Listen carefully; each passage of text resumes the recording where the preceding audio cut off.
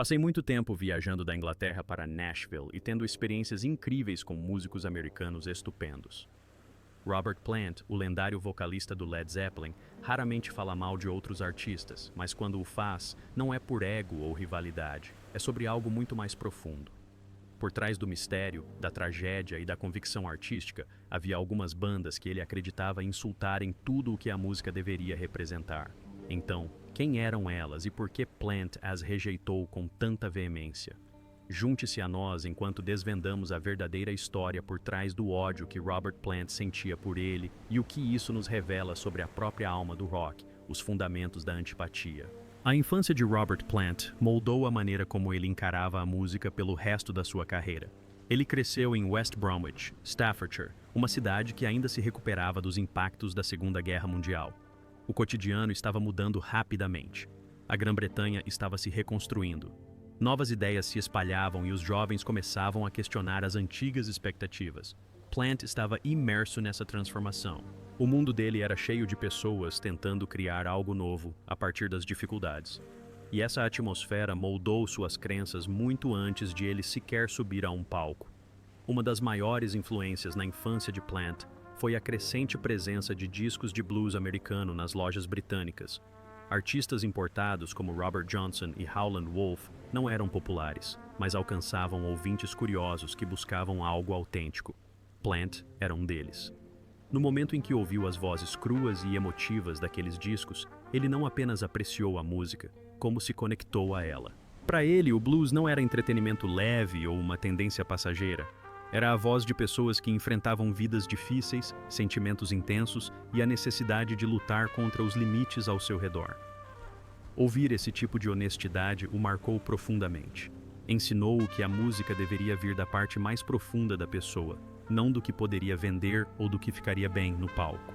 Essa conexão só se fortaleceu quando Plant se tornou adolescente. A música se tornou algo de que ele precisava, não apenas algo de que gostava. Era uma forma de expressar sentimentos para os quais não encontrava palavras. Ajudou-o a compreender o seu lugar num mundo em transformação. Impulsionou-o a cantar em bandas locais, como a Band of Joy e a Hops Tweedle. Esses primeiros grupos não eram famosos, mas proporcionaram-lhe algo mais importante: experiência, liberdade e a descoberta de que se sentia mais vivo quando cantava músicas com verdade. Durante esse período conheceu John Bonham, um baterista que partilhava a mesma ânsia por uma expressão honesta. Eles se conectaram rapidamente porque não estavam se apresentando para impressionar as pessoas. Eles tocavam porque precisavam. Plant admirava o talento destemido e a intensidade de Bonham, e os dois construíram um vínculo baseado na paixão e não no ego. Essa parceria se tornaria mais tarde uma das partes mais importantes do Led Zeppelin. Mas suas raízes eram simples. Ambos queriam música que tivesse significado. Tudo o que Plant vivenciou nesses primeiros anos moldou o seu gosto musical. Ele aprendeu a confiar em seus instintos e a rejeitar tudo o que lhe parecesse superficial. Desde o início acreditava que a música precisava de emoção pura, não de algo moldado pela pressão do mercado. Ele se importava com mistério e profundidade, não com canções construídas em torno de refrões fáceis. Respeitava o trabalho artesanal, a construção cuidadosa do som e do sentimento, mais do que imagens chamativas ou personagens criados para vender discos. Essas crenças formaram seus padrões para a vida toda e se tornaram o motivo pelo qual ele passou a detestar certas bandas mais tarde.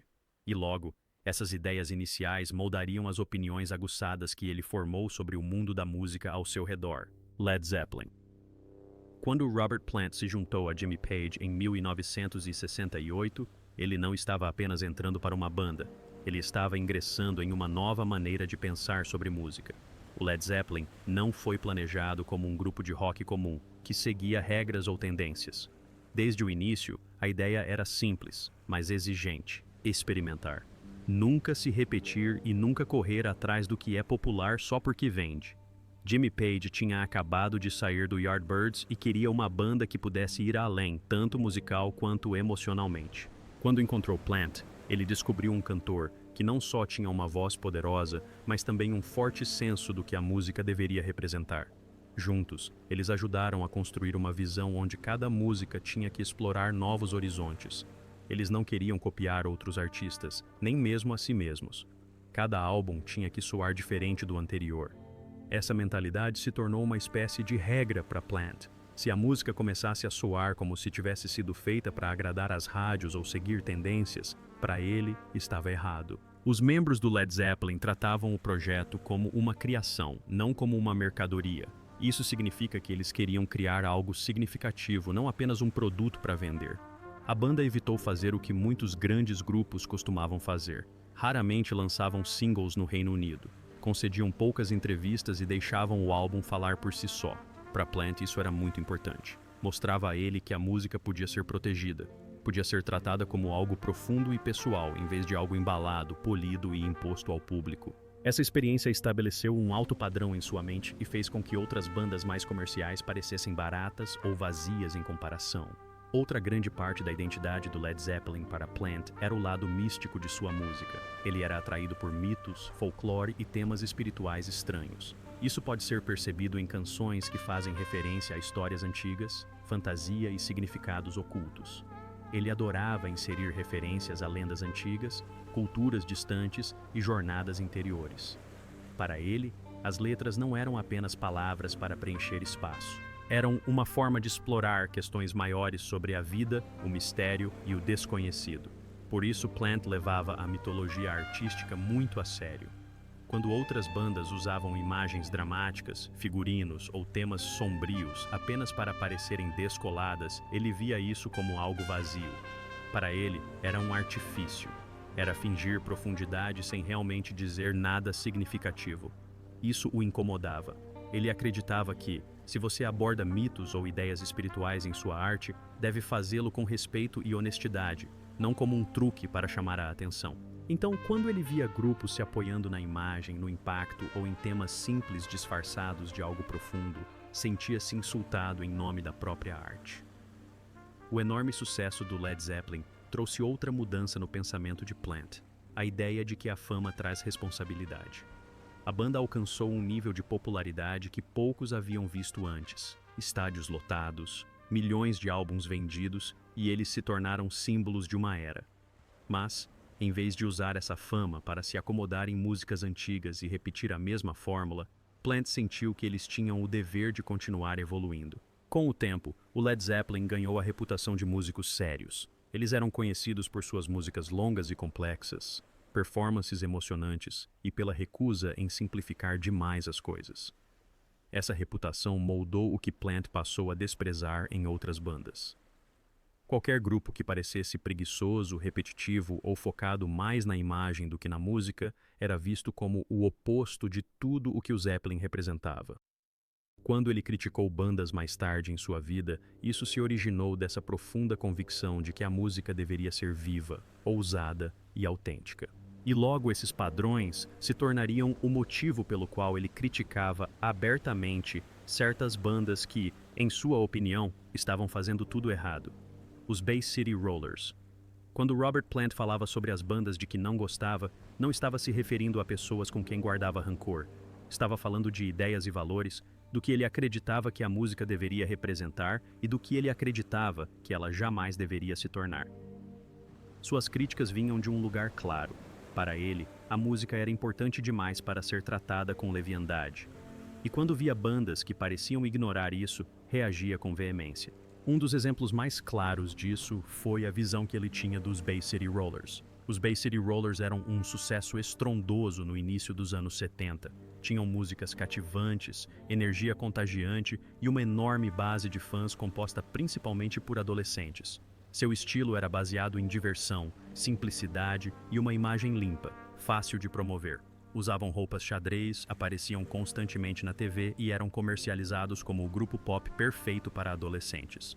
Mas para Robert Plant, esse era exatamente o tipo de música que ele não suportava. Não porque fosse popular, mas porque parecia ter sido concebido em uma sala de reuniões, em vez de criado a partir de uma emoção genuína. Plant costumava dizer que esse tipo de pop era um produto, não arte. Os Bay City Rollers foram concebidos com um plano claro: criar música segura, animada e fácil de vender.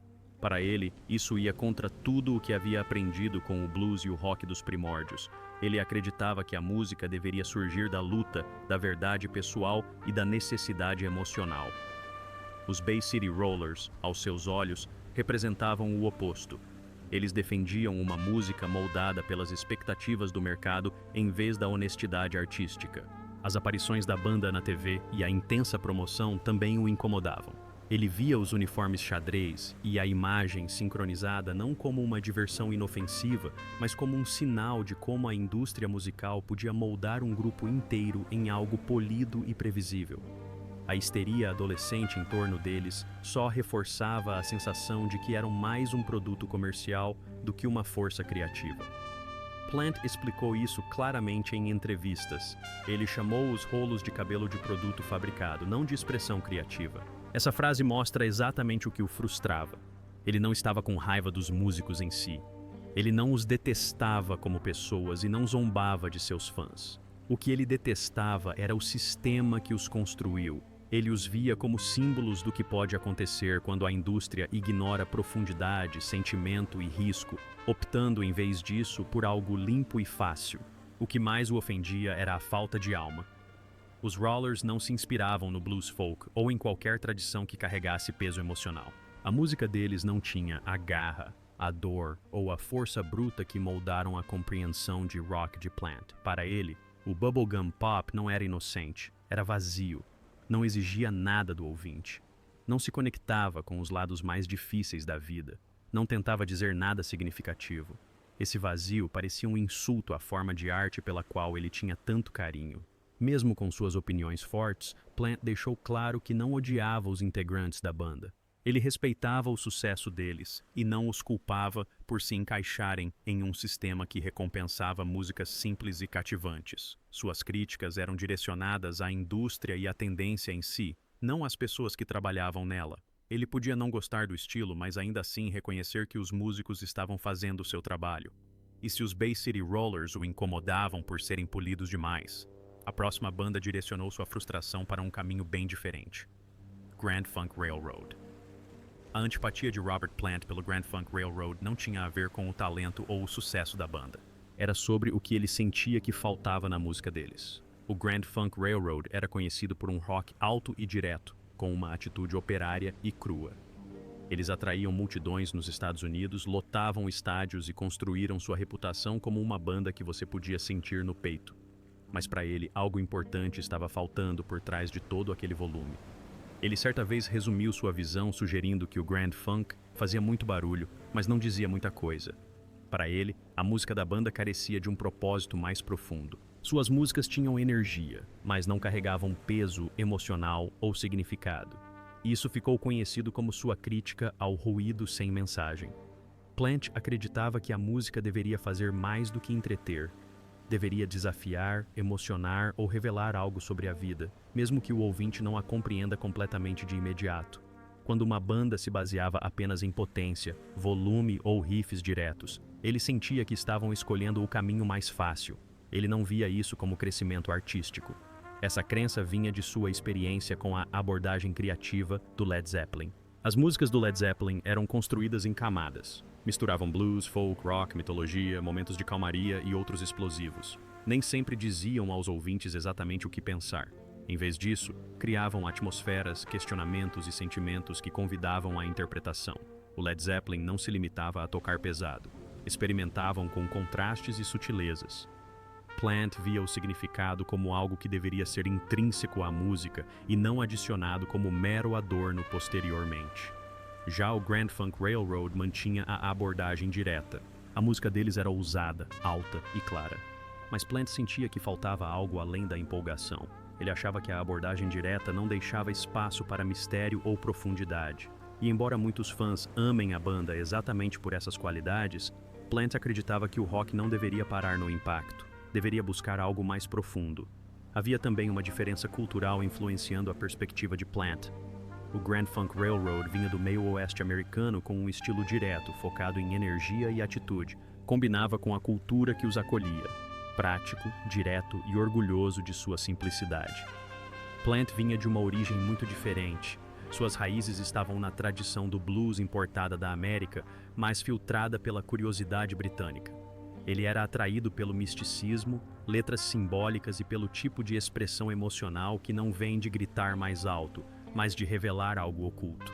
Esse contraste tornou ainda mais difícil para ele se conectar com a abordagem do Grand Funk. Mais tarde, Plant explicou sua visão de atemporalidade com uma frase simples: "Fazer as paredes tremerem não é o mesmo que comover as almas." Essa frase resume perfeitamente por que ele rejeitava certas bandas. Uma reação estrondosa da plateia não provava nada para ele. Um show podia ser grandioso e empolgante, mas ainda assim não transmitir nenhuma mensagem importante. Ele acreditava que a música precisava de espírito, não apenas de impacto. O volume podia até fazer o local vibrar, mas o significado era o que permanecia com as pessoas muito depois do som se dissipar. O Grand Funk Railroad conquistou sucesso e respeito dos fãs, mas para Plant eles representavam uma versão do rock que se limitava à superfície. E se o barulho sem significado o incomodava, a próxima banda o desafiou de uma maneira completamente diferente: Kiss. Os problemas de Robert Plant com o Kiss não eram sobre a capacidade deles de fazer um show. Ele sabia que eles eram especialistas nisso. O que o incomodava era como a imagem deles parecia dominar tudo. O Kiss ficou famoso por cuspir fogo, maquiagem, botas gigantes e explosões no palco. Eles construíram um mundo de personagens e figurinos que faziam o público gritar no momento em que entravam em cena. Mas para Plant, todo aquele barulho e cor não conseguiam esconder o que ele sentia que faltava por baixo: emoção verdadeira. Isso criava um paradoxo curioso sobre o qual Plant falava frequentemente. Teatral por fora, mas pequeno por dentro. O Kiss proporcionava aos fãs uma experiência visual grandiosa, mas ele sentia que a música deles não tinha o mesmo peso. A banda se apoiava no entretenimento como sua base. Enquanto isso, Plant acreditava que a música deveria começar com sentimentos, ideias e histórias. Em sua visão, imagens impactantes deveriam expandir o significado de uma canção, não substituí-lo. Com o Kiss, ele sentia que a imagem era o ponto principal e as músicas eram secundárias. Isso levou a uma de suas críticas mais fortes. O Kiss parecia mais uma marca do que uma banda. Plant não gostava quando as decisões comerciais ofuscavam as criativas. No caso do Kiss, a marca se tornou o motor por trás de tudo o que faziam. Criaram um universo de produtos licenciados, lancheiras, bonecos de ação, quadrinhos, cards colecionáveis e até máquinas de pinball. Seus rostos apareciam em praticamente tudo que pudesse exibir um logotipo. Plant não se opunha ao sucesso ou ao marketing inteligente. O que o incomodava era a ideia de que a marca parecia mais importante do que a música. Ele disse certa vez: "Não dá para levar uma banda a sério quando a música dela está atrelada a lancheiras." Essa frase resumiu claramente sua frustração. Para ele, o problema não era apenas o merchandising, mas o que ele representava. Ele acreditava que o Kiss ficou conhecido primeiro pelo visual, depois pelo marketing e só por último pelas composições. Seus personagens os definiam mais do que suas letras ou temas. Plant sentia que isso os colocava em direta oposição ao tipo de honestidade artística que ele valorizava. Para ele, a música nunca deveria depender de figurinos ou truques para prender a atenção. Ela deveria ser forte o suficiente para se sustentar sem eles. A divisão entre espetáculo e narrativa foi um dos principais motivos pelos quais Plant descartou o Kiss. O espetáculo pode entreter o público no momento. A narrativa dá vida a uma música muito depois do fim do show.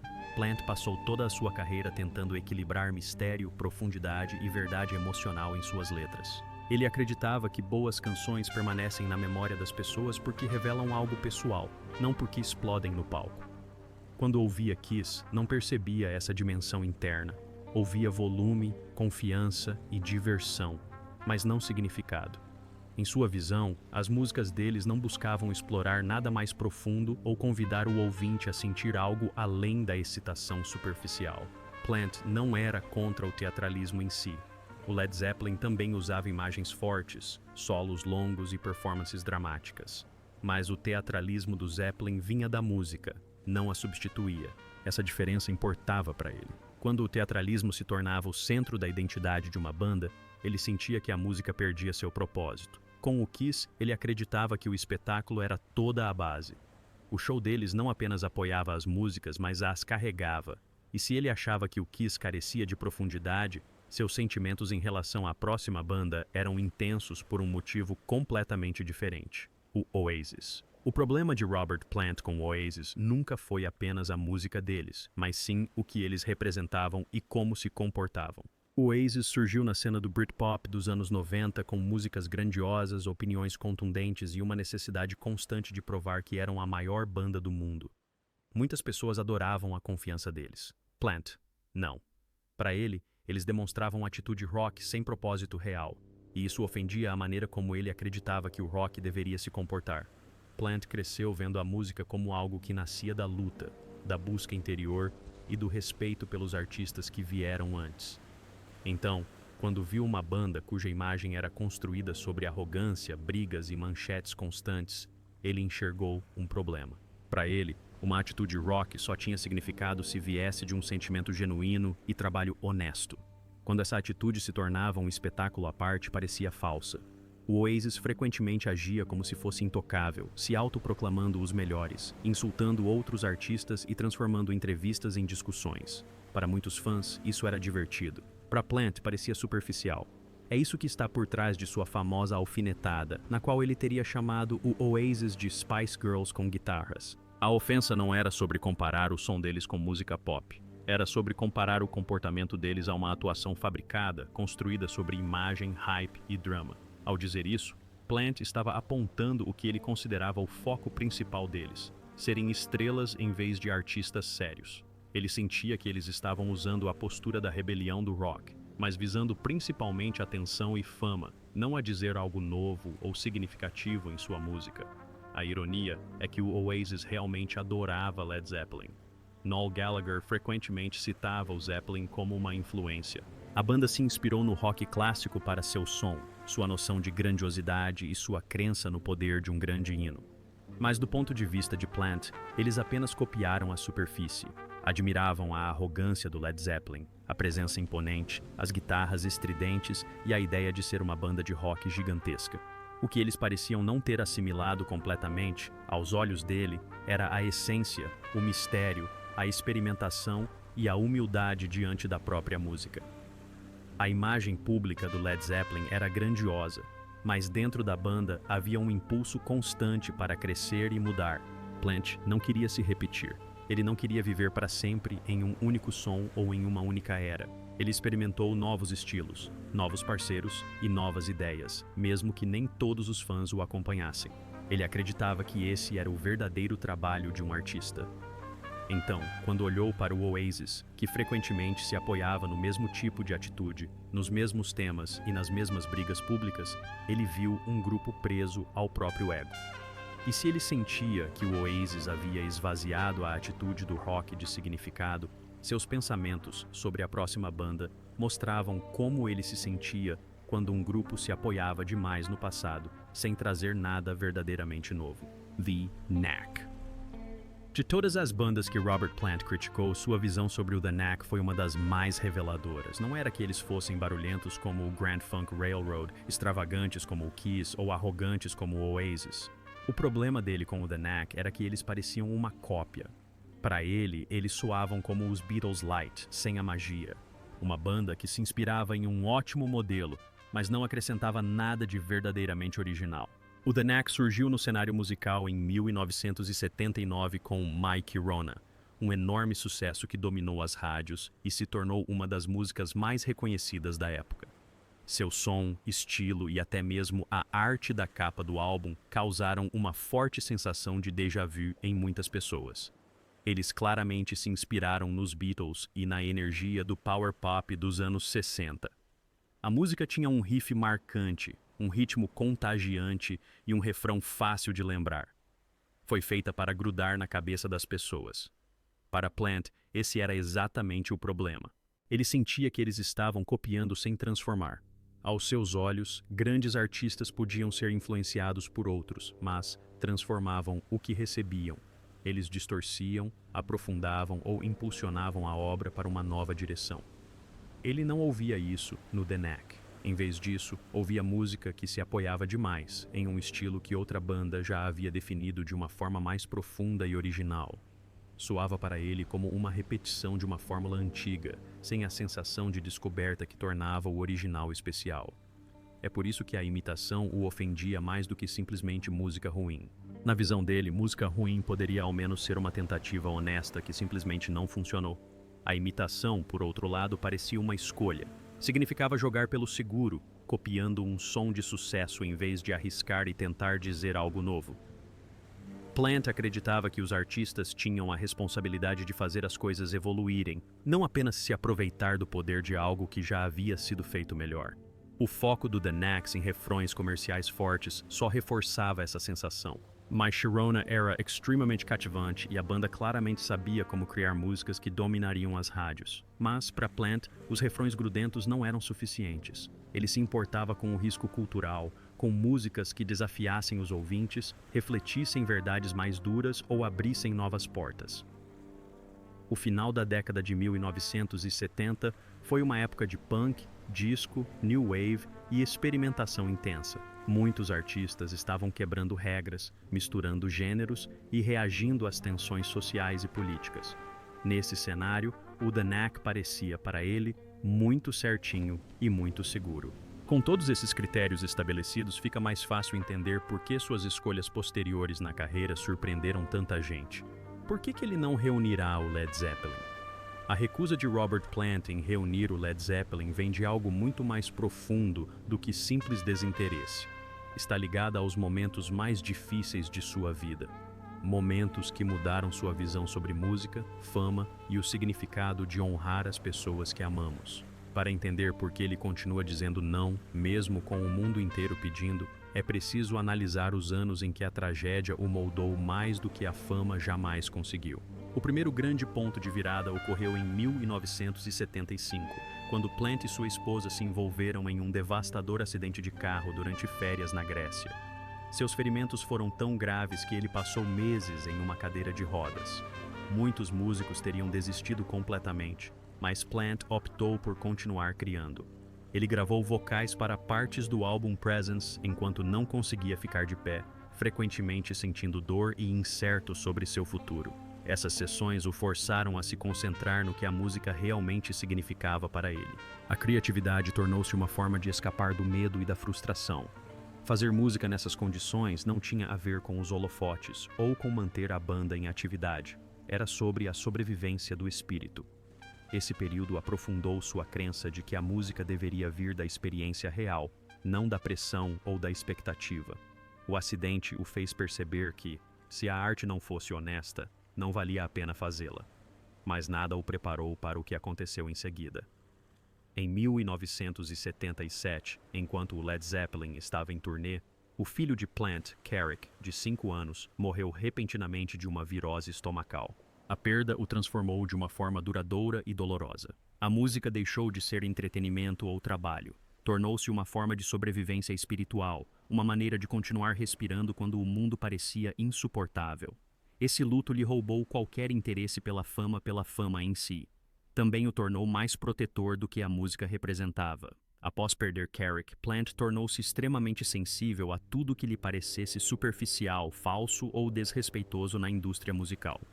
Insultos à arte eram sentidos pessoalmente, pois a música havia se tornado um lugar onde ele processava a dor e tentava se curar. Qualquer coisa que menosprezasse a arte ou a tratasse como um produto o afetava mais do que antes. Então veio o golpe final. Em 1980, John Bonham, o amigo mais próximo de Plant na banda, morreu repentinamente aos 32 anos. Bonham não era apenas o baterista. Ele era o coração do Led Zeppelin e parte da identidade musical de Plant.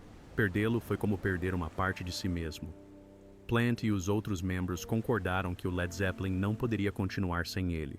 Jimmy Page, no entanto, teve dificuldades com isso. Page amava profundamente o Led Zeppelin e frequentemente desejava um retorno completo da banda. Ao longo dos anos, ele expressou sua frustração em entrevistas, dizendo que queria que a banda tocasse novamente. Plant entendia os sentimentos de Page, mas não cedeu. Ele acreditava que repetir o passado seria desrespeitoso. Para ele, subir ao palco sem Bonham não era honrar o legado, mas sim enfraquecê-lo. Ele também sentia que tentar recriar o que o Led Zeppelin já foi resultaria apenas em uma imitação vazia. A magia da banda pertencia a um momento específico no tempo, moldado por pessoas insubstituíveis. E essas fortes convicções também moldariam a maneira como ele lidou com outro grande desafio que ameaçou sua identidade artística: Se você gostou deste vídeo e quer mais histórias musicais como esta, não se esqueça de curtir, se inscrever e ativar o sininho para não perder nenhum vídeo novo.